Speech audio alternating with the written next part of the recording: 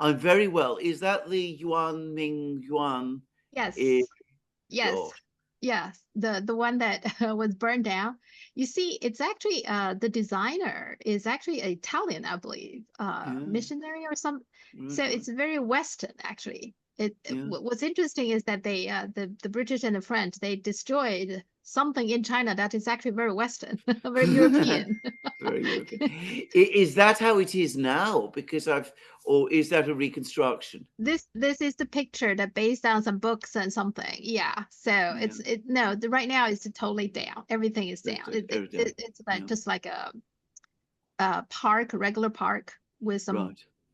lakes and stuff like that. Yeah, Yeah. yeah. Now I Are want to they? ask you.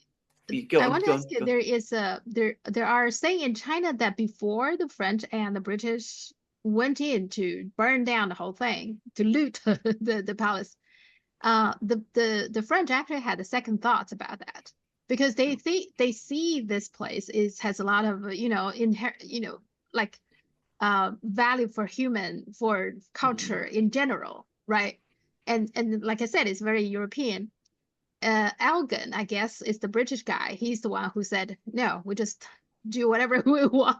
Is that true? Mm. That's absolutely true. There's a very, very hard man, a very, Okay. very hard man, and he did it on purpose. He knew how important this building was and what it represented, and he did it basically in order to show the Chinese and to show to the emperor that who was really in control. Uh-huh. It was an act of unspeakable and very, very cynical violence and destruction. And by the way, it was not the only one that the British did during the 19th century.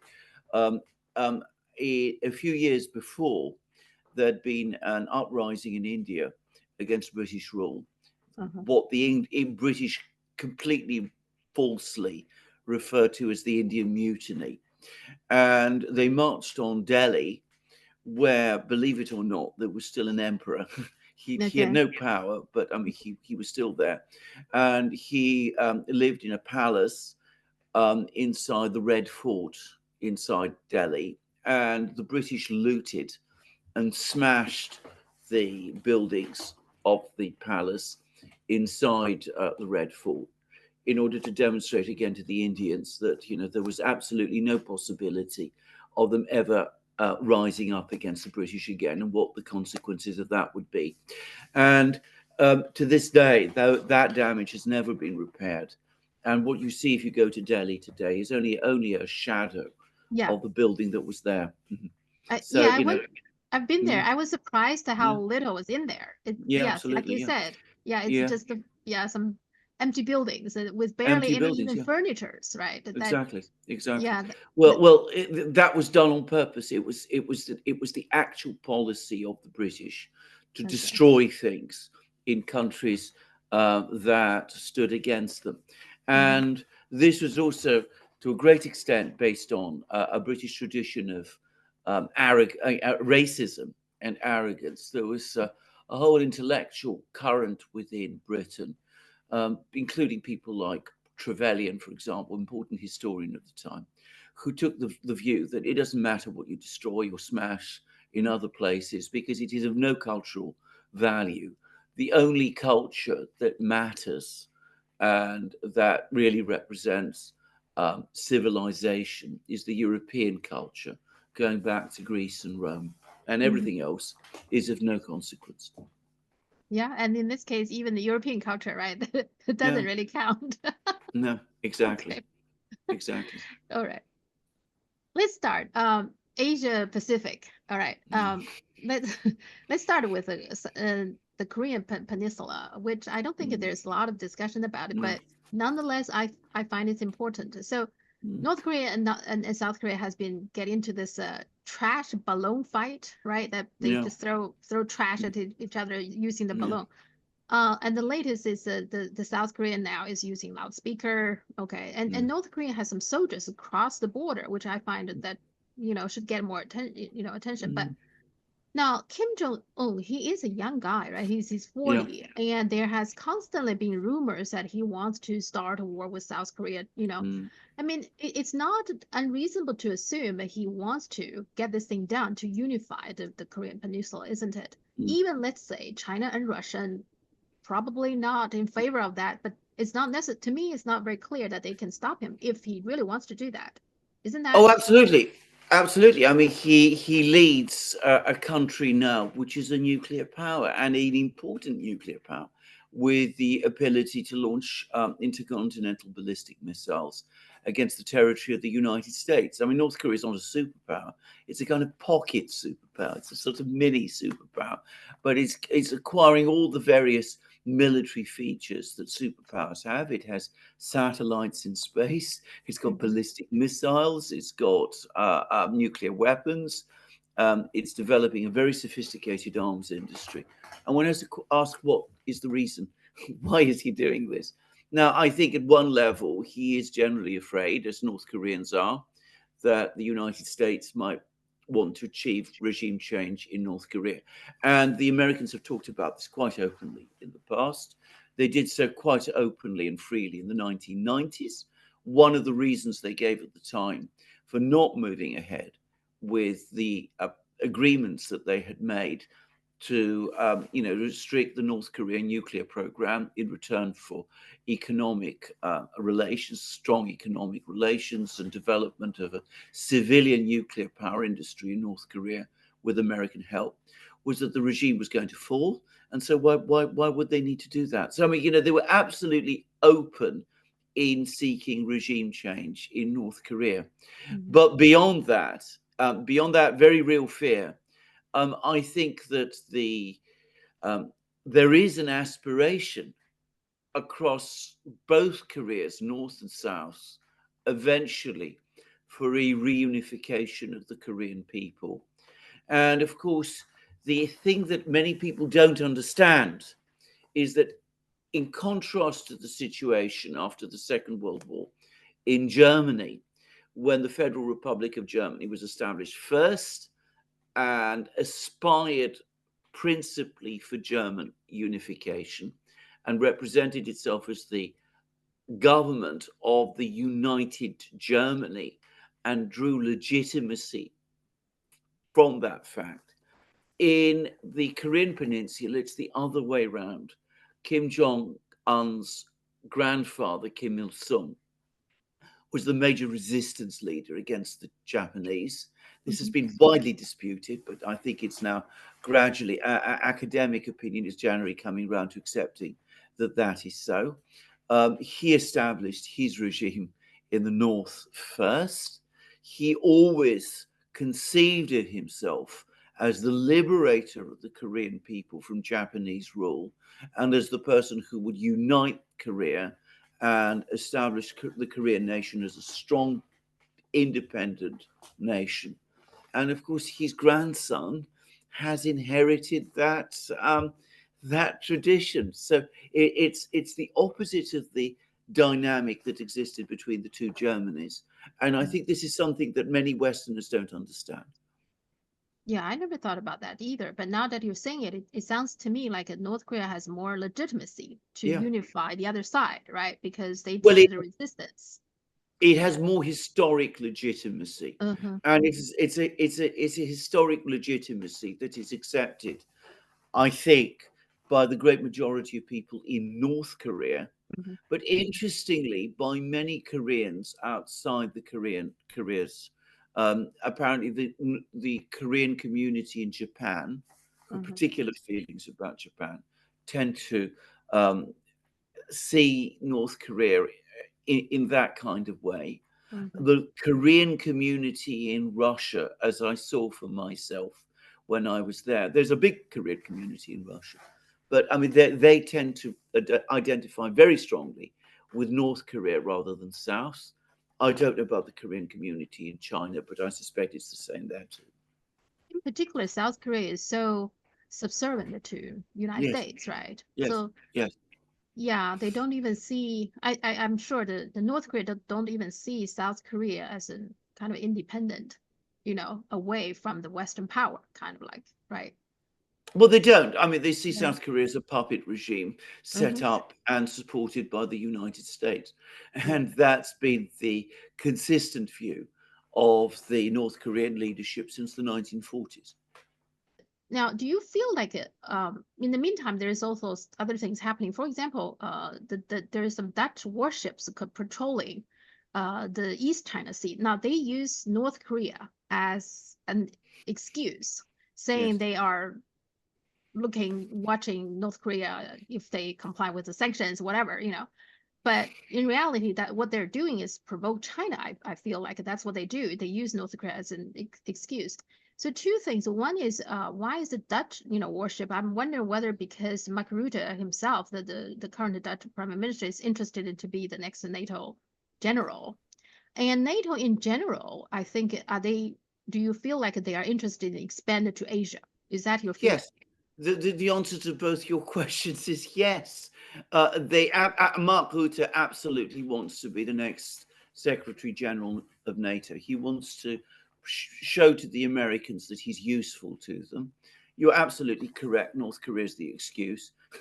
To the extent that there is trade going on and sanctions violations on the part of North Korea, the country with which it's conducting that kind of trade now is Russia. Russia has a border with North Korea. In fact, that most people don't know, but of course, there's a big seaborne trade between Russia and North Korea, but it's on the other side. It's not in the south. It's not where where the Dutch are patrolling.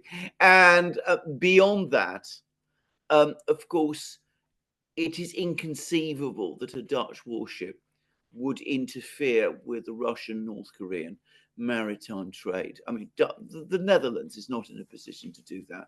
So he's there to go. They're there to go and annoy the Chinese.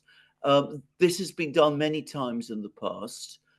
Talk up the threat of North Korea in order to justify meddling in Chinese affairs and patrolling territory, the seas close to China itself, because that's the true enemy. Yeah. So Mark Rutte is doing that. I mean, the Netherlands has no interest in this region, but he has a huge interest in become the next NATO Secretary General. NATO is about to lose the war in Ukraine. They all understand this, I think, now deep down. So they have to find some other reason for their existence because they're going to experience a massive defeat before long. So the next war has to be the one in the Asia Pacific. NATO wants to involve itself and even achieve some kind of institutional presence in the Pacific. The North Atlantic is not enough, apparently. So that's what this is all about. Well, I find that if that's their plan, they are miscalculating because Asia is different from Europe. I think like ASEAN countries, they are not interested in these kind of military, taking the sides militarily, having a military bloc. I think that there will be resistance from other Asian countries, not just China, but also other Asian countries to having NATO presence. I mean, Japan maybe having an office or something, but other than that, I very much doubt Asian countries would welcome NATO. What's your view? It is very difficult to overestimate the extent of ignorance amongst Western leaders of the true dynamics of Asian politics. I mean, they don't understand them at all. They see everything through the framework of European politics. In Europe, where there's been this long history going all the way back to the fall of the Roman Empire, a constant struggle between states, the assumption is that if there's one state which is more powerful than the others, uh, which is China in the case of the Pacific, that must mean that it is seeking to dominate the other states and that the other states are going to be frightened of it. Now, Mhm. the Asia region is completely different. It's a fact I've explained many times to many people, but they don't understand that. They don't know the history. They don't know the relationship between China and the other countries in the Pacific region. um, the level of cultural interaction, the levels of trade interaction, the history, the approach that China has always taken to relations with its neighboring countries. So they don't understand that at all. And they assume that because they're afraid of Russia, the big power close to them, Asian countries must be afraid of China, the big country power close to them. And they're importing to the Asian region the mindset that is prevalent in Europe. And it is impossible, by the way. I've tried. It is impossible where you get these people. I don't mean Mark, I've never spoken to him, but, you know, people who are close to the political world, it's impossible to get them to see this. They are absolutely convinced that all East Asians, apart from the Chinese, are afraid of China. So Indonesians, Filipinos, Malaysians, Singaporeans, they're all Vietnamese, especially the Vietnamese. They've got an enormous belief that there is this huge enmity between China and Vietnam. Anyway, it's impossible to get them to understand that it isn't like that at all.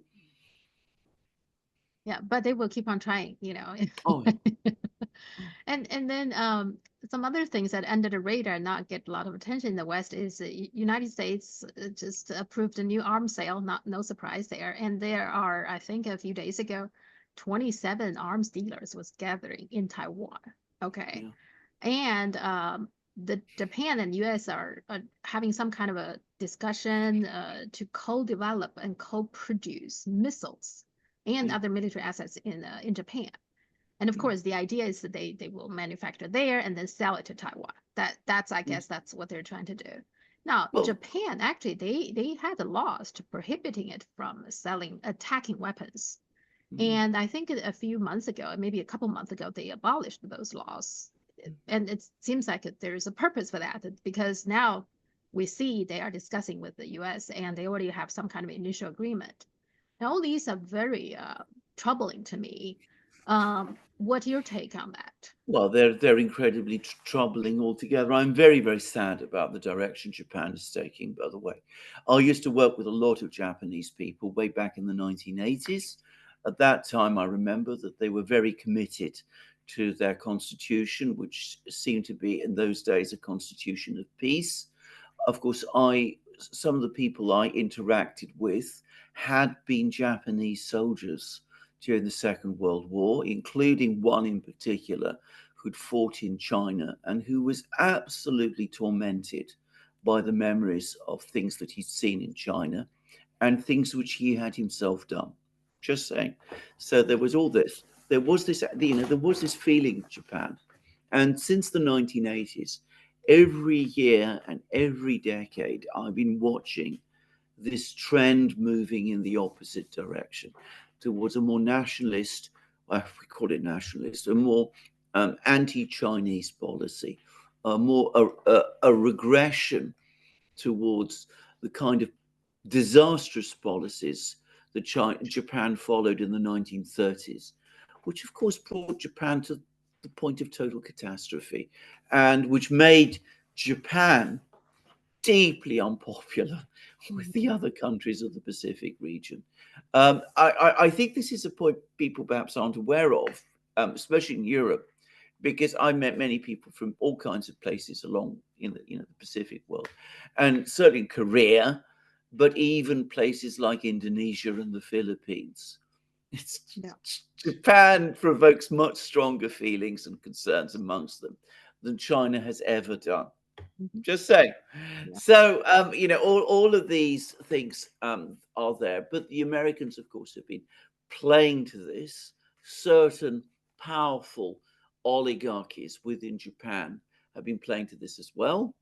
And with every day and every year and every month, we see this very, very dangerous drift that Japan has. So, what is actually going to happen, and this is I'm confident about, we're going to end up in a situation where Japan finds itself in confrontation with China, a country which is now far more powerful than Japan is. A fact which the Japanese find very difficult to accept, by the way. But they will also find that their allies, their friends, as they imagine them to be, in the Pacific don't exist, and that there's going to be more and more concerns about Japanese revanchism. You know, Japan's attempts to try to re-establish itself as some kind of dominant power in the Pacific as well. So it's a very dangerous policy. Of course, people in China have particular reasons, given what happened in the 30s and 40s, to feel particularly worried about this massive Japanese build-up, which it is, by the way. And if we're talking about the United States, of course, it's also playing with fire, because a confrontation, a military confrontation involving all of these different countries fighting each other in the Pacific, Japan versus China, the United States supporting Japan against China, they have no idea. They truly do not understand how dangerous for them that is. The kind of emotions and forces that they're playing with. I can just tell you, of all the countries in the world, Japan is one country that Chinese people in general has no problem to using the most forceful weapons they have, including Yeah, nuclear weapons, to go against. I yeah, mean, absolutely. Japan is truly committed suicide if it really dare to attack China. I find Well, that's crazy. it's absolutely clear. Can I just say something? I mean, the point about Japan, the thing to understand about Japan is that for the last 30 years, 40 years, it's been a nation in decline. I mean, I had lived through the rise of Japan, which, reached its peak some point around 1980. And of course, that was a peaceful rise. It was all based on trade and economics. And it brought with it a kind of self-confidence amongst Japanese people.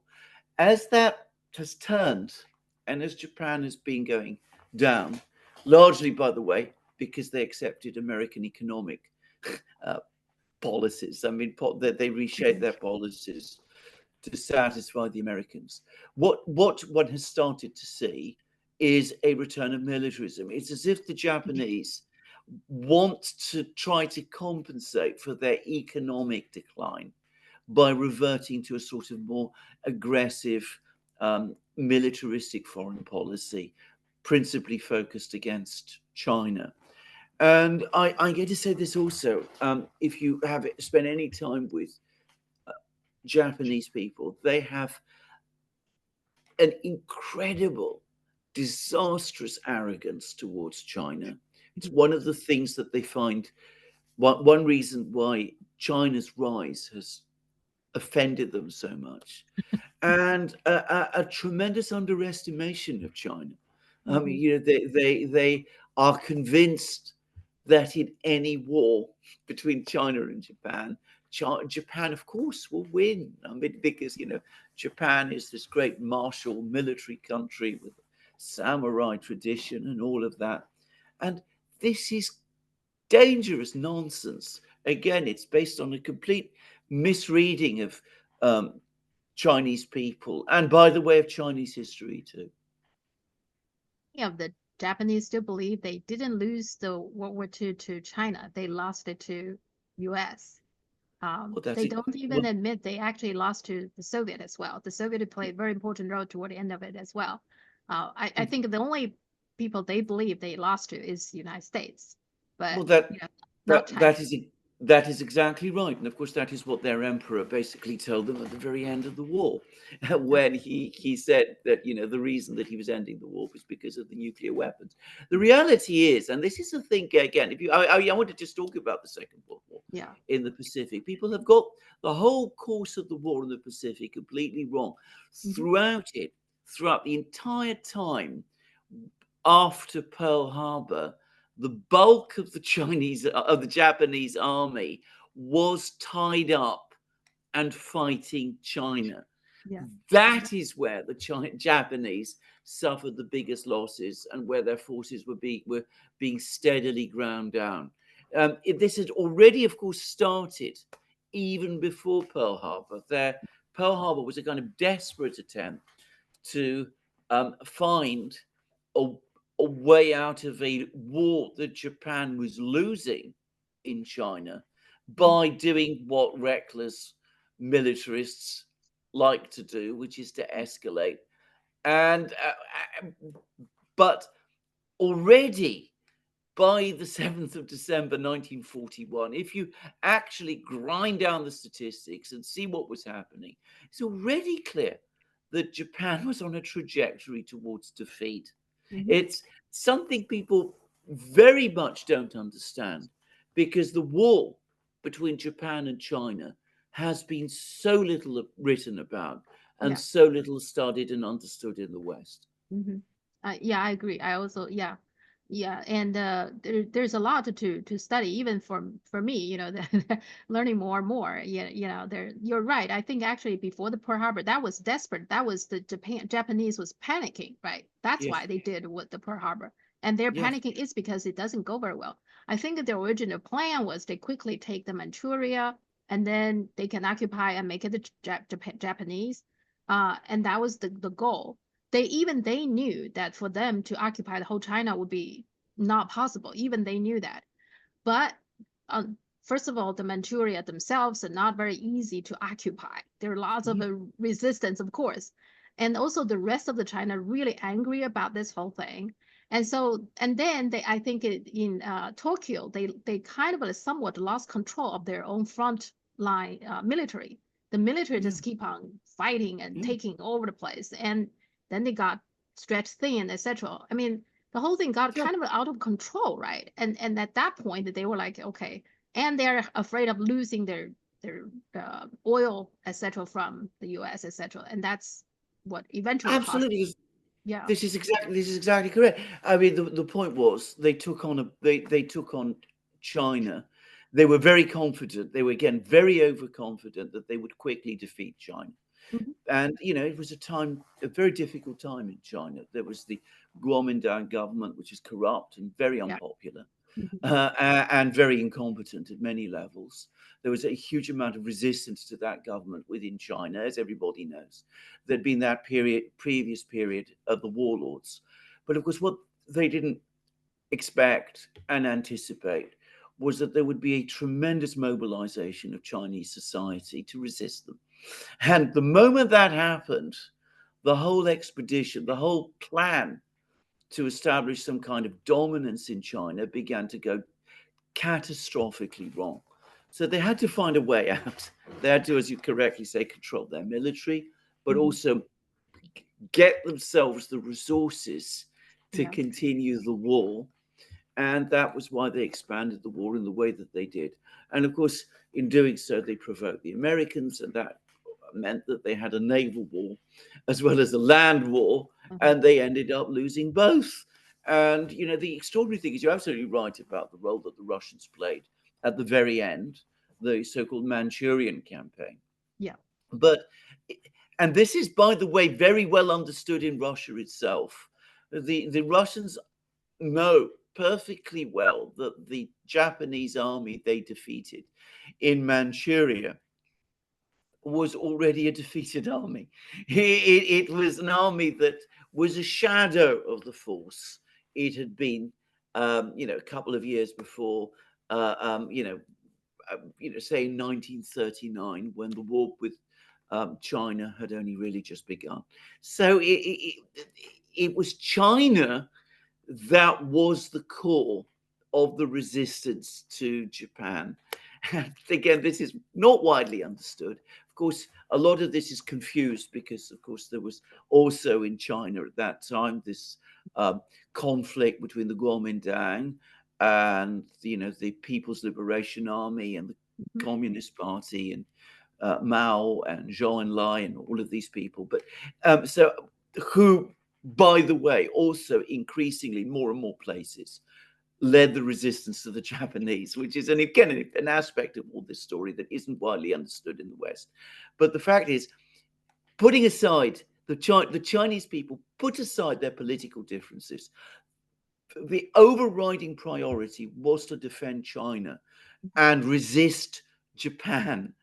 And one of the key factors in destroying the legitimacy of the Kuomintang government was that Chiang Kai-shek and his people seemed to be not only deeply corrupt, but that instead of leading the resistance to the Japanese, they seemed to be more concerned in pursuing their internal struggle with the Communist Party and with the PLA. I mean, I probably said it much too simply. I'm sure people in China who understand their history a lot better than I do would understand this better. But again, all you have to do is to look at the facts, look at where Japan suffered the biggest losses, where the greater part of its army was located, and look at the losses the Chinese people suffered. And it completely changes your understanding and perspective of the war that was fought in the Pacific in the 1930s and the 1940s. Yeah. And also, if we look at it now, I find that one thing that should be obvious to everyone is that when you have a war between a huge country versus a small country, the longer the war drags on, the more advantage the big country has, simply because the big country has more people, more resources, right? So Japan, just from the beginning, they should know they have very little chance to really win if the war drag on and on and on. And the same is true, you can say about the Soviet versus Germany, right? Yeah. In the beginning, Soviet made some mistakes, Germany made some progress, but the longer it took, in particular, of course, when the winter came, then, but I mean, if we know that, I'm not a military guy, but I can see that pretty obvious to me. But if you know that, why would anybody today believe Ukraine can continue this war with Russia? Well, Right? it's the same cultural and racial arrogance. I mean, this is again, I think, difficult for Chinese people perhaps to understand that Europeans and Americans have the same kind of racial and cultural arrogance towards China, Russia, who are, Europeans of a kind. And we've discussed that in other programs. But the assumption is that the Russians are incompetent, that they're drunk, that their army is disorganized, and all of these things.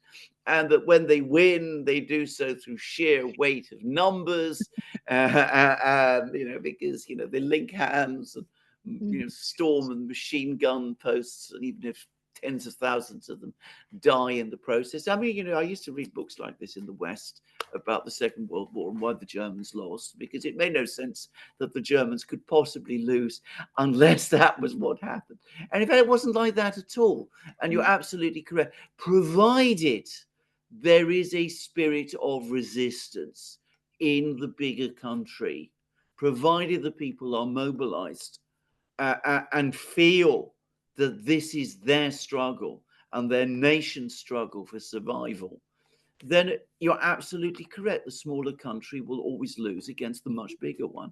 That was just about true in the Second World War between the Germans and the Soviets, but it was definitely true ultimately between China and Japan. Japan was a much smaller country than China was at that time. And eventually the attrition was working against Japan. They were in crisis. They were losing in China. They knew it, but being near militarists, the modern version of the neocon, if you like, they had no reverse gear. They became increasingly violent and murderous and cruel in fighting the war in China itself. And in their desperation, the only thing they could think of doing was expanding the war even more, capturing all of these other territories, establishing a colonial empire in the Pacific, and thinking that they could use the resources of that empire to somehow prevail against China, which was never going to happen. Yeah. And it's just interesting that history has a lot of parallels, right? That But every time when you say, okay, you're making the same mistake that the other people are making, they always feel, oh, we're different. That's a different situation. They always feel that way. Yeah. This is absolutely, I remember, again, I say this, I remember in 2001, when the United States decided to intervene in Afghanistan. Now, remember, all these American military people, they were being told by the Russians at that time, don't go into Afghanistan. You don't understand what you're getting yourself in for there. These people there know how to fight. They will fight you. They don't like you. They will resist you. And all these American generals and officers and security people say, oh, no, it's going to be very easy for us. Well, certainly, obviously, the Russians have some problems there. We're so much better trained. Yeah. We're so much better armed. We know so much more about how to fight and win in these places that it will be easy for us. We know what happened. 20 years later, yeah. 20 years later, exactly. Yeah. Okay. mBridge. So there's a big topic now. Saudi joined mBridge. mBridge is a platform, but it's for digital currency platform, right? Yeah. So I guess it's still in a very initial period time, but it did achieve its minimum viable product, and now Saudi joins it. It's not. I don't feel like mBridge is really replacing SWIFT. It's giving giving countries, for example, like Saudis, another option. Is that what it is? That's exactly what it is. I think the Saudis have become increasingly concerned about American policy. I think they were furious about the oil cap idea that the Americans tried to impose on the world last year. I think that really enraged them. I mean, the Americans trying to control the oil price in that kind of way. And I think that they're also looking at the economic realities in the US, the debt there, the way also the Americans are using their currency and their control of SWIFT to try and impose their own political ideas on other people. And the Saudis are saying, look, we can't let this continue. We've got to look for alternatives. Obviously, we're not dumping SWIFT. We're not going to refuse payment in dollars or anything of that kind. That's not our immediate plan, but we have to have options. Yeah. I mean, you have to think from Saudi's perspective, right? They're competing with a lot of other countries. It's not just the Saudi is not the only country who produce oil, right? And so if you don't flexible, right, then people, potential customers can go to other places, who are flexible, right? So well, absolutely. The Saudis, the one thing the Saudis cannot afford is an all-out competitive war over the oil price. Their position in the oil market is not as dominant as it was 30 years ago. I think it was you who pointed this out to me in a program quite recently. And of course, the structure of Saudi society means that they are in some ways more dependent on income flows from the price of oil than they were 30 years ago, because the country's population has grown. The population of the ruling family has expanded enormously. And beyond that, they have a very ambitious investment program that they need to finance. So they don't want an all-out competition over oil prices. They want to have a good relationship with the other big oil producers. They don't want themselves to be pushed out of the international oil market to lose ground to other producers. So they have an interest in working with other producers, and they have an interest in ensuring that their own oil remains competitive. Yeah. And BRICS.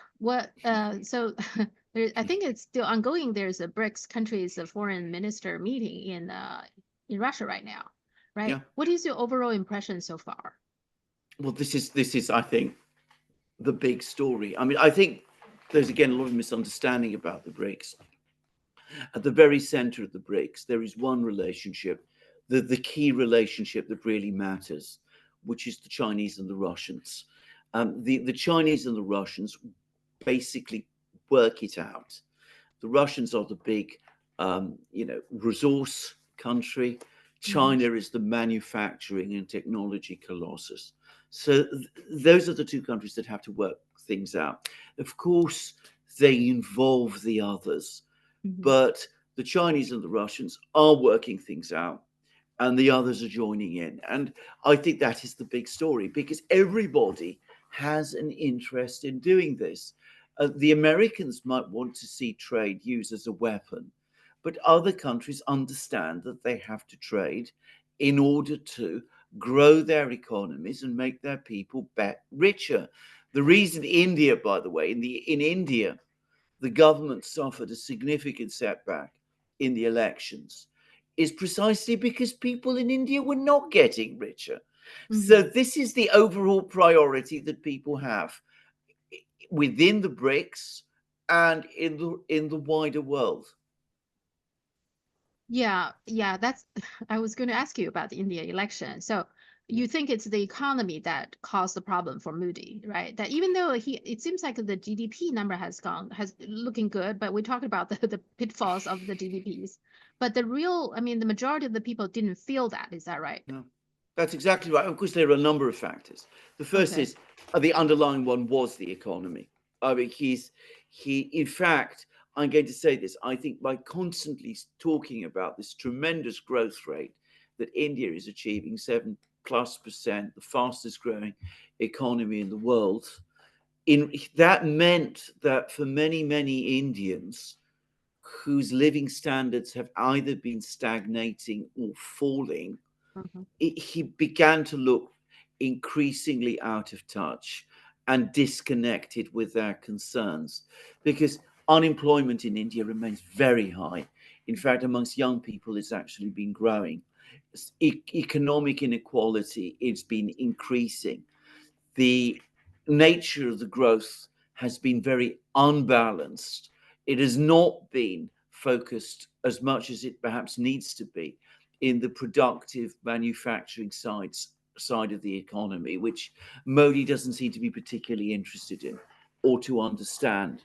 There's been a poor harvest in India this year, which means that food prices are rising. And of course, India is caught up in the major worldwide inflation, which is largely the product of the policies of the United States. So, how did Modi respond to that in the election? Did he go out and tell the people, look, I understand your problems, I understand your concerns, we've achieved an awful lot, but we need to do more? We need to think about the problems in the countryside, in the villages, amongst the people. We need to deal with the massive problems of pollution, for example, that are much greater in India than they ever were in China, by the way, which is a fact which people never talk about. No, he didn't do that. He talked all the time about the Muslims being the enemy. Yeah. He spoke an awful lot about this. He again, to some extent, played out the issue of China, which people in the Indian villages, they don't care about it. It's not. It's far away. What goes on in the Himalayas is far away. He made out that he was the messenger of God, which is very odd. And and he looked remote and out of touch. If he'd had a strong opposition, if the Congress party had been better led and better organized, he'd have been in serious trouble. As it is, they're not particularly well led or particularly well organized. And so he just about pulled through. And, there are a lot of people in India who've done very well from the economic boom. But he again neglected the concerns of his people. Governments that do that lose votes. Yeah, he's very, I would say, like Hindu centric, right? He feels like a unified force within India is to emphasize this religious, Hindu religious. And in order to do that, he has to portray the Muslims as some kind of a problem and enemy, right? I don't think it goes well. I mean, those Muslims are large in number and it's part of India, right? So when he does that, isn't that artificially divide your own country? I don't see how can that be a good thing, right? Well, he's going diametrically against the political tradition in India since before independence. The independence movement in India always sought to unite the Indian communities in support of independence. So the Muslims in India, the Hindus in India, but they're all Indians. That was the key point about it, that they're all Indians, that they share the land of India, that there might be religious differences, but that India was blind to religious difference. No, it has never been entirely true. Anybody who's familiar with modern Indian history knows that there are regular outbreaks, like, fires in, a wood. There are regular outbreaks of religious violence across India. But overall, the tradition has held, and it's what has held India together. Mhm.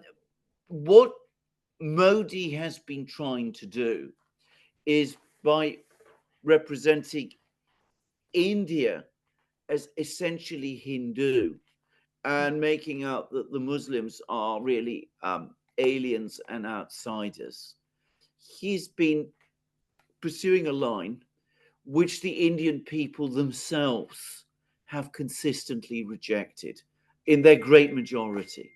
And I don't think he understood that. And I think he made one enormous mistake. I thought he was a big mistake right at the beginning, was that he opened his campaign in a town called Ayodhya, where, as I well remember, back in the 1980s, there was a mosque, very old mosque, dating from the 16th century, which Indian nationalists, supported by Modi himself, destroyed.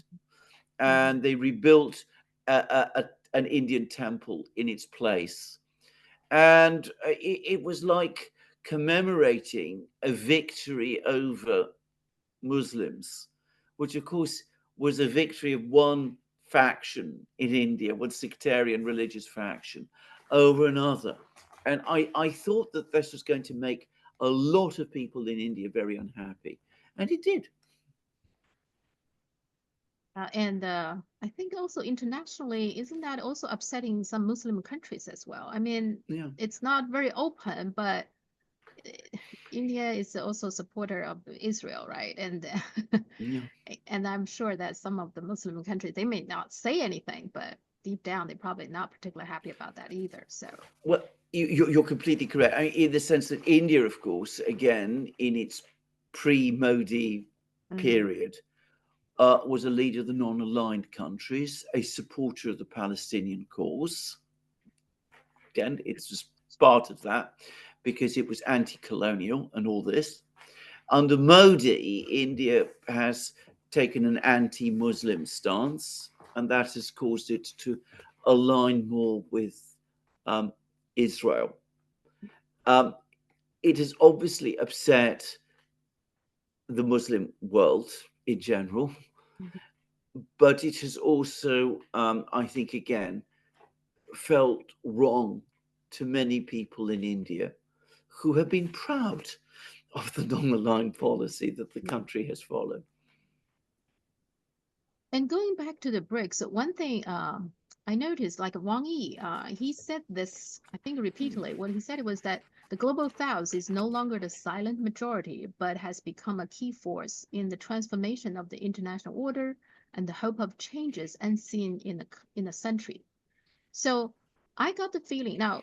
My interpretation for his saying that is that first of all he wanted to show the world he wants to counter this argument that U.S. has now that Blinken and Sullivan has talking about small yard high fence. Okay, so China is more like a we get together Mm, working together, right? So yeah. and the other thing I have to say is that the G7 is simply not very useful, right? It doesn't solve any problem now. They get together, they're taking pictures. But right now, the problem in Gaza or the Ukraine war, which is right there in Europe, they don't seem to have solutions to really solve it. And so, in a way, the world very much needs an organization, to really work on these problems.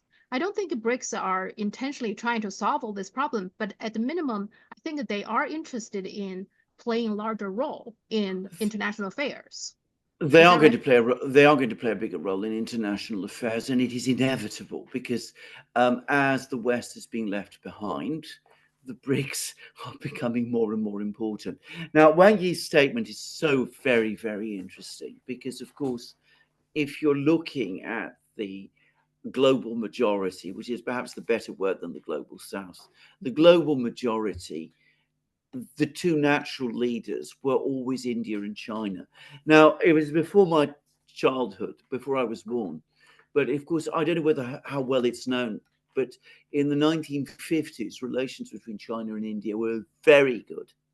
Zhou Enlai and Jawaharlal Pandit Nehru, the Prime Minister of India, for a time were close friends and they worked together. And it was the two of them, who came together in Jakarta, well, in Indonesia at the Bandung conference, and created the non-aligned movement. It was a brainchild of both. China was as involved in creating it as India was. And the Chinese never lost sight of that. They always saw themselves as the vanguard, as a vanguard, because they're a big country, because they're modernizing very fast. And China, of all of the global South countries, has been the one that's pursued most thoroughly and ultimately successfully up to now the process of modernization. The Chinese have always said, we are the example. We are the ones who have broken through and who are leading the global majority. And people see that. That's one of the reasons why, in Africa, in South America, there's always been a strongly positive views about China. And if you meet Africans, by the way, you find that very markedly, especially. So he is saying, we have found our voice because the BRICS isn't a argument. It isn't a conflict between two parts of the global north, like the Soviet Union and the United States were. The north, which is this small area of European states plus the United States, playing out a great conflict basically in Europe, but trying to enlist all sorts of countries around the world on their respective sides. What is going on now? What is going on with the BRICS is the BRICS is you. That's what he's saying to the people in the global south. We, the BRICS, are you, the global majority. So what we are achieving is what you are achieving. You are leaving behind you that period of colonization, colonialization, and post-colonialization, when you were the marginal players manipulated by the great powers of Europe and North America in their conflicts with each other. That's a very, very interesting statement. It's very important and very powerful. And if you take a step back and understand where Wang Yi and the Chinese are coming from, you can understand its power. And talking about the West, the G7 that's not solving any problems. So yeah, Gaza, what is not solving problems, it's making them. I mean, that's the reality. So what's the latest deal about the ceasefire? I can't understand it. So the U.S. saying in the beginning, they said this is Israelis' idea, but the Israelis are saying no, we don't agree to this, and now they're saying that's their idea, and then they got approved in the United Nations, but now Israel hasn't answered that. The Hamas have some points that they want to change. But recently, just I think yesterday, somebody asked Blinken about this, and according to Blinken, Israel already agreed to it. It's all dependent on what Hamas is saying. But Israel never, I can't find any confirmation that Israel agreed to anything. What's going on here? It's very easy. The Americans are lying. I mean, it's as simple as that. I mean, and the Americans of the Biden administration want some kind of a ceasefire in Gaza before the election because it's causing political damage within the Democratic Party and with part of the Democratic Party's electorate. Also, there are people within the State Department who understand that the war in Gaza is causing immense diplomatic damage to the global position of the United States. So the Americans have been trying to find a way of ending the conflict in Gaza. Now, some months ago, they finally realized that the Israelis were not going to win the war in Gaza, that they were not going to be able to destroy Hamas. So what they are now trying to do is that they're trying to achieve a ceasefire between Israel and Hamas. Now that would be, and we need to be very clear about this, that would be a victory for Hamas over Israel. Hamas would have survived. It would have prevented Israel's attempts to destroy Hamas, and it will have forced the Israelis to quit Gaza. Now, the Israelis are never going to agree to a victory of Hamas over themselves. So a couple of weeks ago, the Americans floated this idea after a meeting in Qatar, and the Israelis said, absolutely not. This is completely unacceptable. They were very shocked, and they were very angry that the Americans could even have thought of proposing such a thing. So the Americans went away, went quiet for a few weeks, and then they proposed the same thing all over again. And they lied. They said this is Israel's plan, that this is what the Israelis have agreed to. The Israelis have never agreed to this. The Israelis have always said that they do not agree to this. The Israelis, if you follow them closely, are still saying they do not agree to this.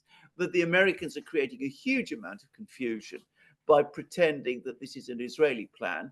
And of course, they're creating even more confusion by saying that if it all falls apart, then Hamas, which basically has agreed to this plan, why wouldn't it, since it secures Hamas's victory, that it is Hamas who would be to blame if the whole thing falls apart.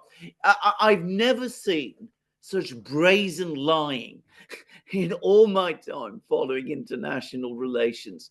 It is off the scale. Yes. And only the Americans could do it.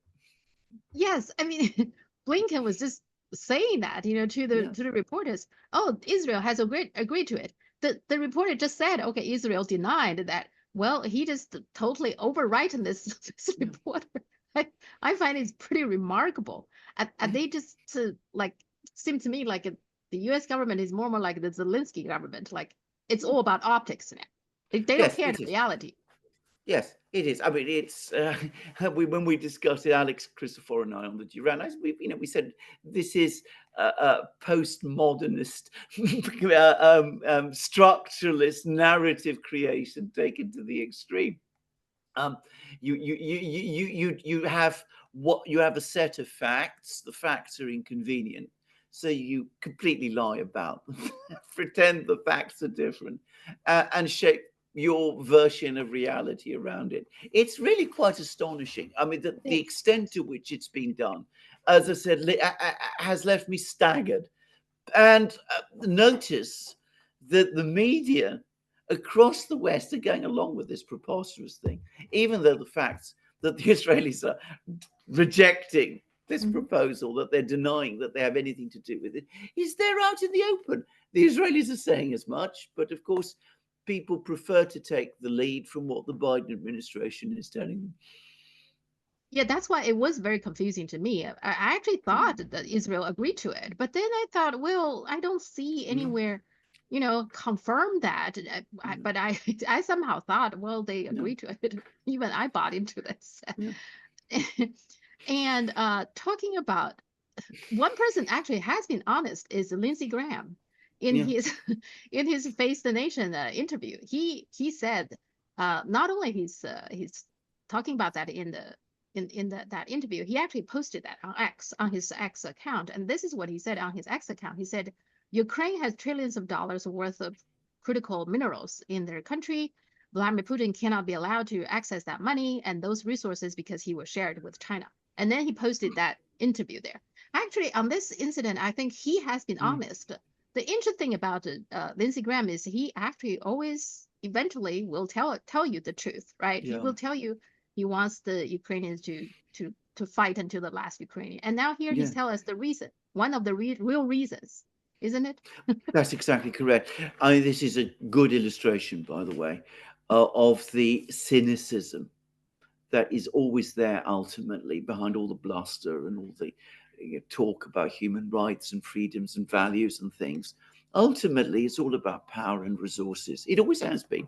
Uh, and notice that it's China that he's targeting. It's Russia is only part is only a small part of it. If the Russians gain control of Ukraine, it'll be the Chinese who will have access to all of these resources. Now, of course, he's absolutely wrong. Can I just say, China already had access to these resources. It had good trading relations with Ukraine before the war. Yeah. But it's not about the Chinese wanting Ukraine's resources. It's about the United States seeking to deny those resources to China. That is what this war is about.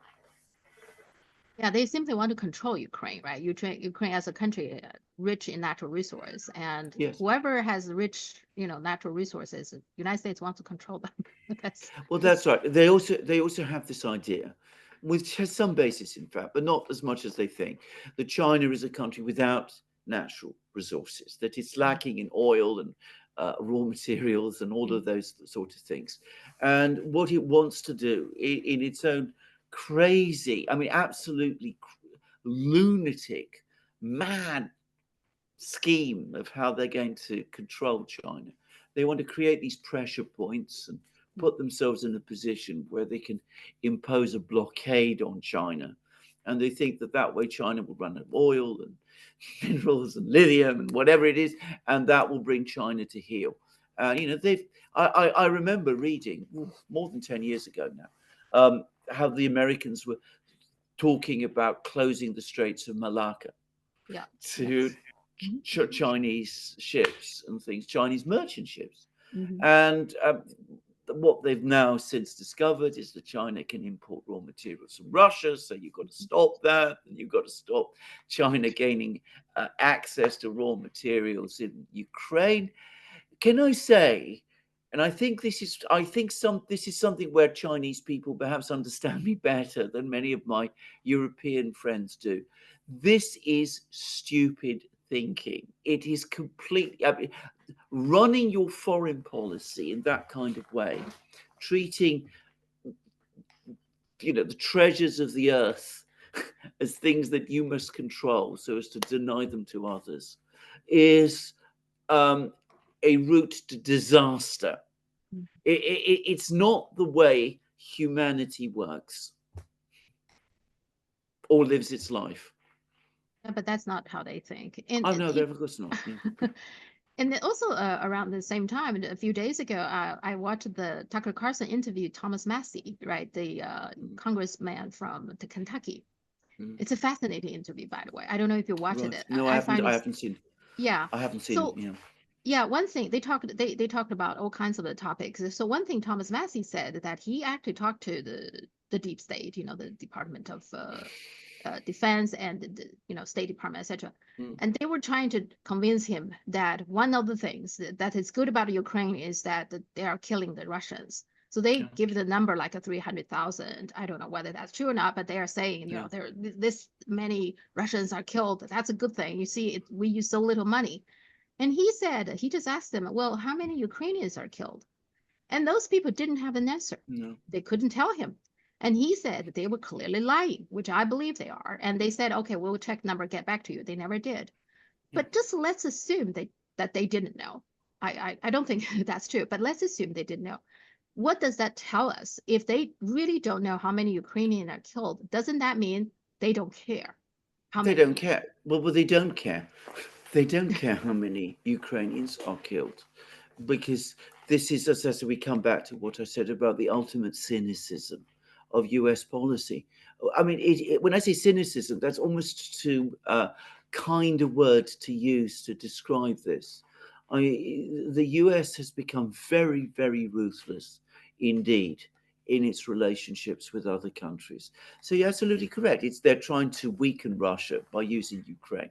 They're not, by the way, weakening Russia. They're making Russia very angry. and they're making Russia rearm, and they're making Russia reindustrialize, and they're making Russia move closer to China. They're achieving the opposite objectives to the ones that they have set themselves. But the objectives that they have set themselves, the methods that they are using, even if they were successful, which they're not, but even if they were successful, are cynical, immoral, and wrong. And that, by the way, ultimately guarantees their failure. Yeah, and I also want to ask you about the Normandy anniversary. The Chinese media find it's a very strange kind of a celebration because Germany was there to celebrate their own defeat, right? And then they invited the Zelensky, whose government actually has Nazis in there, right? The Azov is part of the Ukrainians National Guard, etc. So you have a neo-Nazi in there. And then the real country who played the most important role, Russia, Soviet, is not there. Yeah. So so this is what's going on in the Normandy anniversary. Yeah. Now, I feel like there is a deserted effort by the West to somewhat rewrite history, um, World War II history, that they trying to minimize the Russia's role in the World War II. And we just talk about Japan. Japan has been doing that too. They want to minimize their own atrocities, what they did during World War II, to the degree that there are even people in Japan actually believe it is China who dropped the two atomic bombs. Oh my Isn't goodness. there an effort that they want to rewrite the World War II history? They want to rewrite. I mean, there's no question about it. They do want to rewrite World War II history. I mean, this has been a process that has been underway, by the way, for a long time, ever since the first of these Normandy commemorations began, which is in 1984. There's been a consistent attempt to exaggerate the importance of the Normandy landing, which happened at a time when Germany was already facing defeat. It's exactly, by the way, what we said about China and Japan, that by the time of Pearl Harbor, Japan was already defeated, ultimately. The same is true about the Normandy landing. By this point, Germany had already been effectively defeated. And in fact, a few weeks after the Normandy landing, the Soviets began a gigantic offensive in Western Russia and in Belarus. The Russians call it Operation Bagration, named after a Russian general of the Napoleonic era, which was the single biggest military victory achieved by any of the powers during the Second World War, and which annihilated a German army of hundreds of thousands of men. And of course, in the West, this is all completely ignored. I mean, the battles in Normandy were on a very, very small scale compared to that. And these two battles took place almost simultaneously. But that is what they have been systematically doing. They want to write Russia completely out of the story of the Second World War, to make the Second World War appear to be a purely German Western war, a war between the Germans and the Anglo-Americans, with the French playing a certain role. To the extent that the Russians have any role in the Second World War at all, it is as allies of Germany as a result of the non-aggression pact that the Russians had for about a year with the Germans.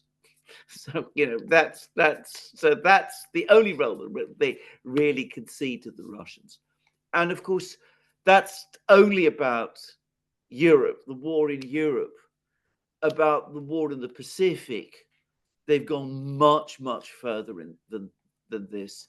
If most people in the West have only a very hazy knowledge of the role that Russia played in the Second World War, I can absolutely assure you that the vast majority of people in Europe don't even know that China was a party in the war at all. Yeah. They have no idea about it. And in the United States, it's every bit as bad. The country, as I said, that played the biggest role in defeating Japan, it's been written out of the story entirely. So, you know, people know all about, you know, the Battle of Iwo Jima, for Yep. example, which is Yeah. a few thousand men on each side. And they know absolutely nothing about the Titanic conflict that was taking place in China between the Chinese and the Japanese armies at that time. And I think China and Russia is they are fully aware of this. So Yeah, one of the things I don't know if you noticed in their joint statement by Xi Jinping and Putin was they are going to do a huge celebration next year, which is the 80th anniversary of the end of yeah, World War II. I think they are trying to, set the record straight. I think that's what they're yeah. trying to do. Don't you think? Absolutely. Absolutely. I think that's absolutely the case. I think that, of course, the Russians have been very, very angry about the over commemoration of Normandy for a very long time, or going all the way back to 1984 and even beyond, by the way. I think that China, as it's become more self confident, has wanted to talk about its own story and to communicate the truth of it globally and around the world um, to a much greater extent. And this is now starting to um, emerge. And I should say that one of the most interesting things that's been happening in Russian historiography, you know, Russian history writing recently, is that they've been writing a great deal uh, now about the relationship between the Soviet Union and the man I know is Sun Yat-sen. I don't know what Uh-huh. the Chinese. I know, Yeah, but same as but you know the early Kuomintang, and about the alliance that existed in the 1930s and 1940s between the Soviet Union and the Communist Party of China and the PLA, and you know the Russians wanting to emphasize the fact that the Chinese were their comrades in that war. Um, so it's something that, as I said, Russian historians have been talking about a lot more recently, and they've been talking a lot more about the war in China um, than um, they had a tendency to do previously, because of course for the Russians, I mean we mustn't overlook this fact. The Russians also very centered on their own experiences during the Second World War. Until very recently, they weren't thinking very much about the role China had played either. And so now they're trying to um, look beyond that and understand that, in fact, um, China did play a huge role, and that the Russians at the time, the Soviets at the time, were aware of it. Let's see what they do next year, right? That Yeah, to set the record straight. Yeah, it is 80 years anniversary. yeah, yeah, Okay. Regarding the EU Parliament election, yeah, I have to say I just find out that Clare Daily lost it. I yeah. thought the people in Europe that they are anti-establishment, they are pro-peace, etc. But how come Clare Daily lost the election? I can tell you straight away because I was following that election very closely. It's the old story of political technology. Of course, she's fighting this election as a member of the anti-war socialist left. Yeah. So, in order to reduce her vote, you put up three other candidates who also claim that they represent the anti-war socialist left, and they take Okay. votes away from her, All right. and that pushes her vote total down, and somebody else comes in. It's happened. It happens all the time, and it's simply another example of how politics are manipulated increasingly in Europe today. I'm very, very sorry it happened, by the way. Yeah, I mean she's a big hero of mine, and Yeah. and uh, You and wouldn't know that. You wouldn't know that following the media in Ireland. They barely talk about her at all. okay. And then her colleague Mike Wallace, he hang on there, right? He had Yeah. some struggle there too, but he's Yes. still there, right? Yes. Yes. Okay. He is still there, but I'm very, very sorry about Claire Yeah. Daly not winning. I should say I know her slightly, and I gave her my personal endorsement. I did an Uh-huh. interview with her before the election. I very, very much wanted her to win, and I'm very sorry that she didn't. Yeah. But Dublin is a difficult place because, of course, it's the capital. So it's easier for the establishment to control what goes on in its capital than it is in the regions, even in a country like Ireland. And Mick Wallace, he represents a place called Wexford, which was Oh. a town that fought very, very strongly against the English, and where, for that reason, there's a very strong anti-imperialist tradition. Dublin is a more complicated place. Uh-huh. Okay. And also I find that Claire Daily and then in the meantime, in the US, I don't know if you know, like some um, alternative media personalities like Brianna Joy Gray on the Hill. She got fired right after Yeah, they fired Katie Harbour. yeah, And Thomas Massey has been the reason I think Tucker Carlson interviewed him is because he was experiencing a tremendous attack from AIPAC during the yeah, primary. yeah, And then of course the German AfD they won big, but I have a person, a friend who's also a self media person based in Germany. And I had a conversation with him. He said that he believed the AfD could have won even more votes yeah, if not for this relentless mainstream attack and yeah, smear, etc. mm, I find all these people have something in common is that they are honest, and also they are kind of like a non-interventionalist, right? They yeah, they very much want to protect their own country, resources go to their own places, not to go over the place or around the world to interfere, to stir troubles.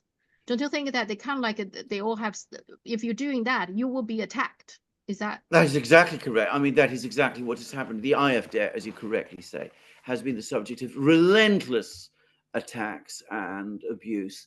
I've just described what happened to Clare Daly.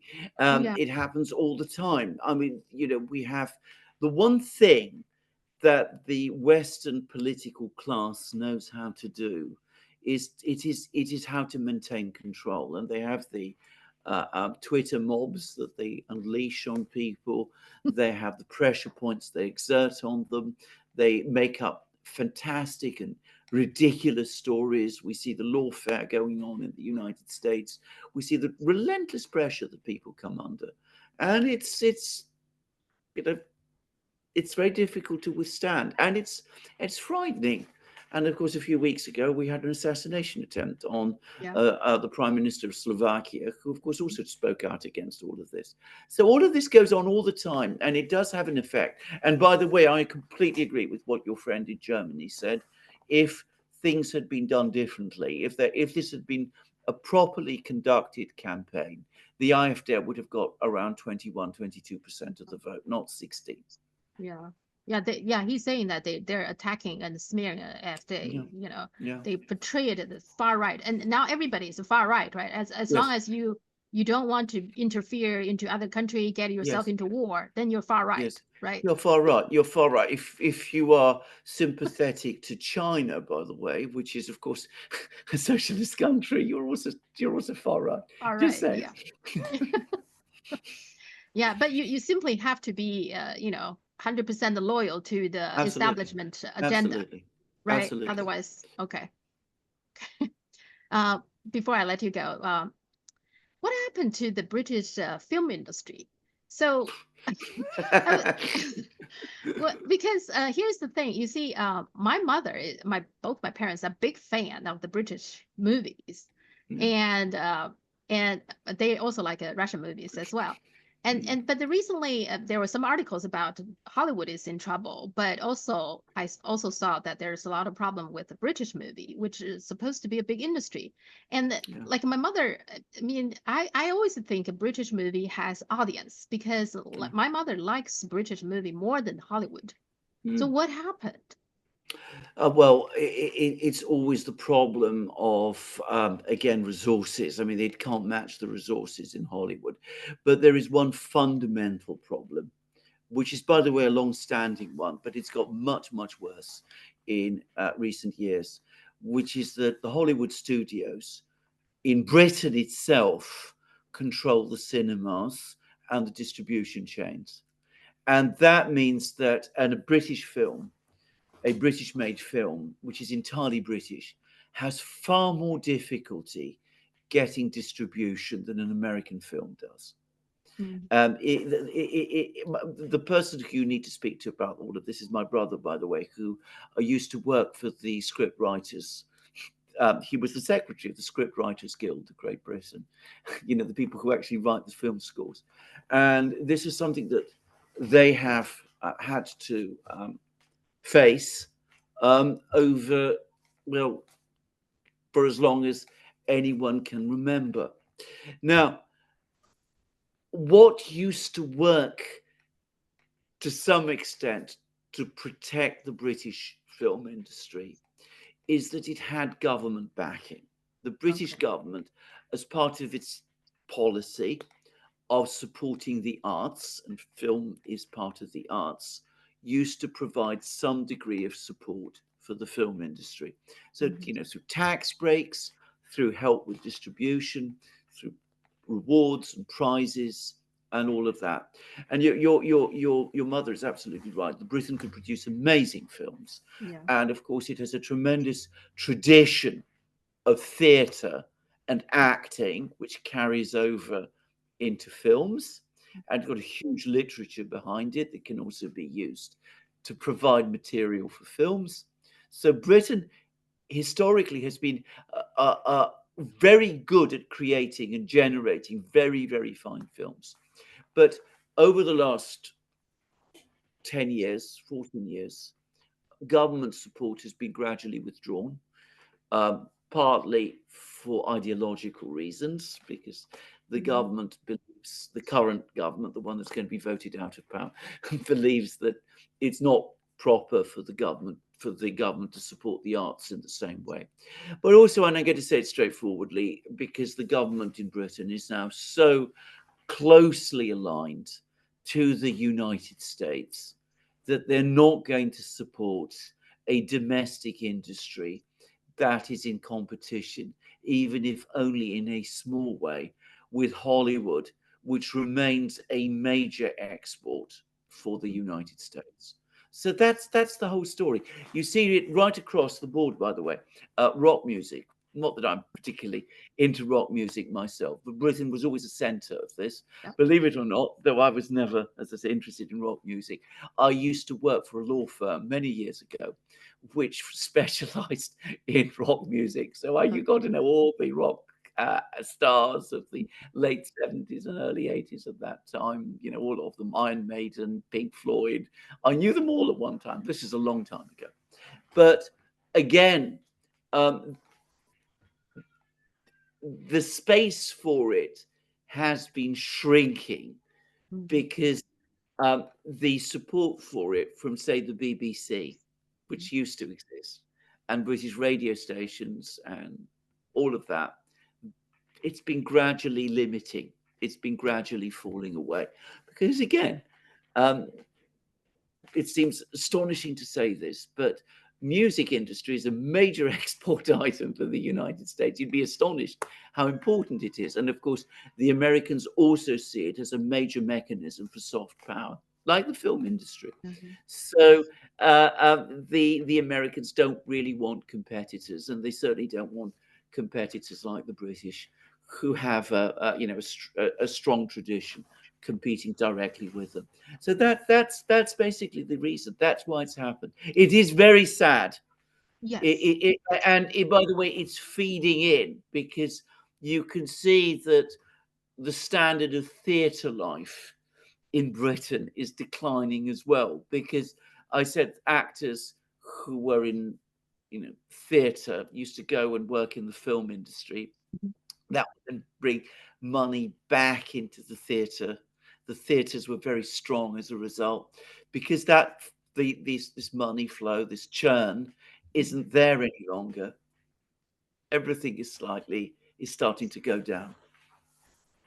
Yeah, that's very unfortunate, you know, because British movie is very different from Hollywood movie. They're Yeah, they're not the same.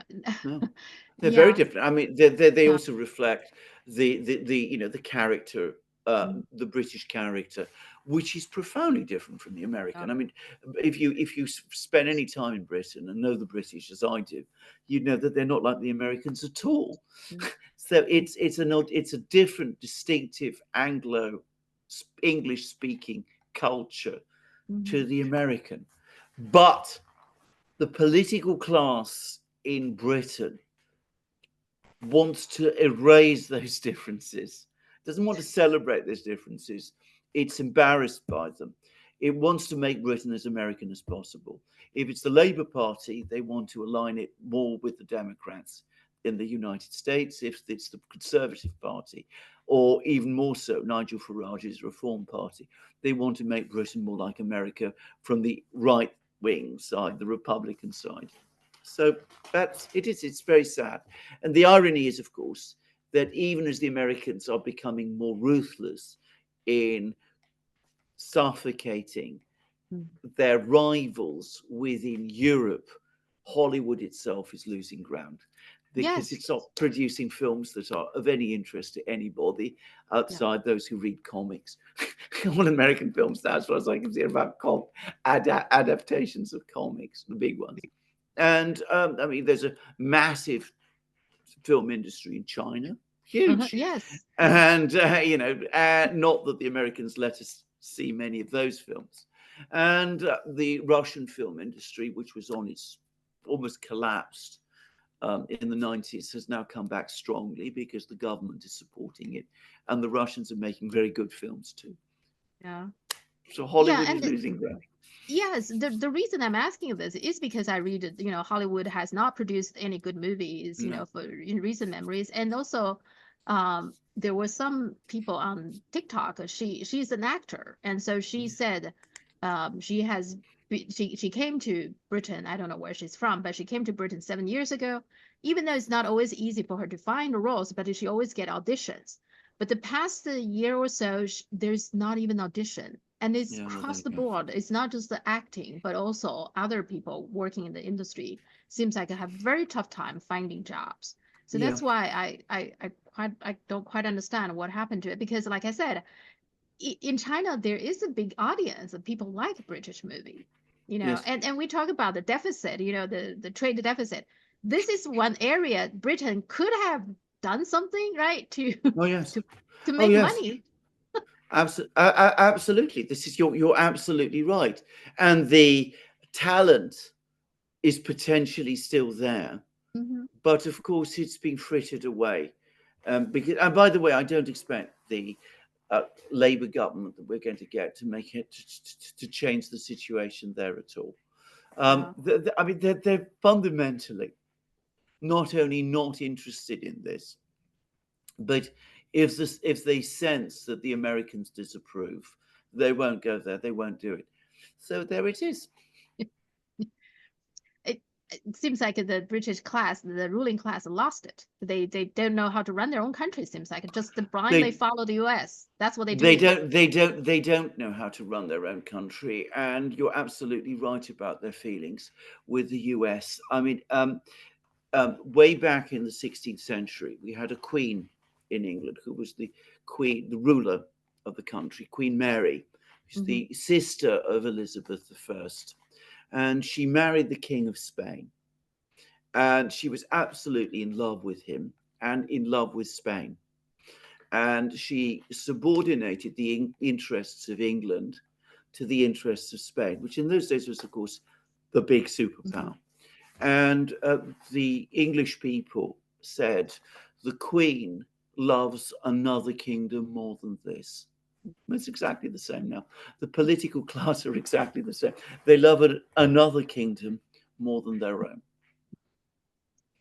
Okay, with that, and another very interesting conversation with you. So thank you so much. My pleasure. Yeah, thank you. Thank you so much. Bye. Bye.